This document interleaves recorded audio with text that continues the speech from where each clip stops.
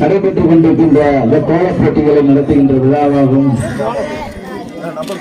சமத்துவ பொங்கல் வைத்து சிறப்பு நடத்தி கொண்டிருக்கின்ற யாருத்தில் அவர்களுக்கும், இதை ஒருங்கிணைத்து நடத்தி கொண்டிருக்கின்ற வட்டக்கழகத்தினுடைய ஆற்றல் மிகு செயலாளர் பாராட்டுகளுக்கும் போற்றுவதற்குரிய அண்ணன் ஜோதி அவர்களா, இந்த நிகழ்வில் கலந்து கொண்டு பெருமை சேர்த்துக் கொண்டிருக்கின்ற இந்த மண்டல குழுவினுடைய தலைவரும் சோழனூர் கிழக்கு பகுதி கழகத்தினுடைய செயலாளரும் மதியவர்கள் அவர்களா, இந்த நிகழ்வில் கலந்து கொண்டு எனக்கு முன்னால் சிறப்புரையாற்றி இருக்கின்ற முன்னாள் ஒன்றிய குழு உறுப்பினர், தலைமை பொதுக்குழு உறுப்பினர் ஹரிகிருஷ்ணன் அவர்களா, இன்றைக்கு சோழனூர் தொகுதி முழுவதும் சிறப்போடு பொங்கல் விழாக்களை கொண்டாடி கொண்டிருக்கின்றார்கள். இதை முற்றுகையுடன் இன்னும் 4 நிகழ்ச்சிகளுக்கு செல்ல வேண்டியது இருக்கு.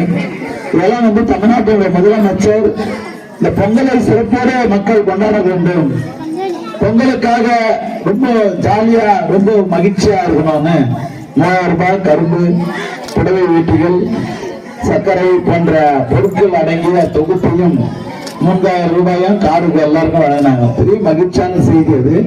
யாரும் எதிர்பார்க்கல. இந்த பொங்கல் சிறப்போடு நான் இப்போ 10 வருஷம் எம்எல்ஏவா முடிய போகுது. இருந்தாலும் கூட இது போல பொங்கல் விழா எங்கேயுமே இல்லை, எப்பவுமே இல்லை. பெரிய அளவுல பொங்கல் விழாவை கொண்டாடினாங்க. ஒரு நாளைக்கும் 15, 10, 19 இப்படி நிகழ்ச்சிகள் வரைக்கும் வரலாற்றுல எப்பவுமே இந்த மாதிரி இந்த கோல போட்டிகள் மகளிருக்கு போடுறாங்க பாருங்க. ஒரு நாட்டினுடைய முதலமைச்சருடைய திட்டங்களை இந்த நாட்டு மக்களுக்கு கொண்டு வந்து சேர்த்திருக்கின்ற திட்டங்களை தன்னுடைய வீட்டு வாசல்ல போட்டு அது மக்களுக்கு மருத்துவம், இன்னும் காக்க 48, காலை உணவு திட்டம், இன்னைக்கு புதுமை பெண் திட்டம், தமிழ் புதல்வன் திட்டம், விடியல் பயணம் திட்டம், இன்னைக்கு கலைஞர் உரிமை தொகைன்னு வரிசைப்படுத்துறாங்க. வீட்டு வாசல்ல முதலமைச்சர் தமிழ்நாடு அரசு கொண்டு வந்துகிற திட்டங்களை கோலத்திர வடிவமைச்சிருக்காங்க. இப்ப பாத்தீங்கன்னா 3-4 கோலம் அது மாதிரி போட்டிருக்காங்க. அது பிரைஸ் எதாவது கொடுப்பாங்கன்னு தெரியல.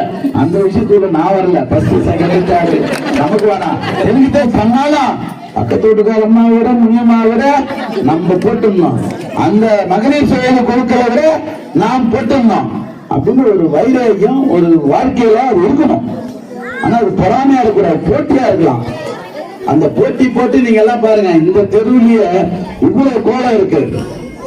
கோலத்தில் நீங்க எவ்வளவு நீங்க ஒரு கிலோ தங்கம் ஊத்தினாலும் மகிழ்ச்சி இருக்காது பெண்களுக்கு. இந்த கோலத்தின் மூலமாக அவர்கள் வெற்றி பெற்றாருன்னா அதான் மகிழ்ச்சி.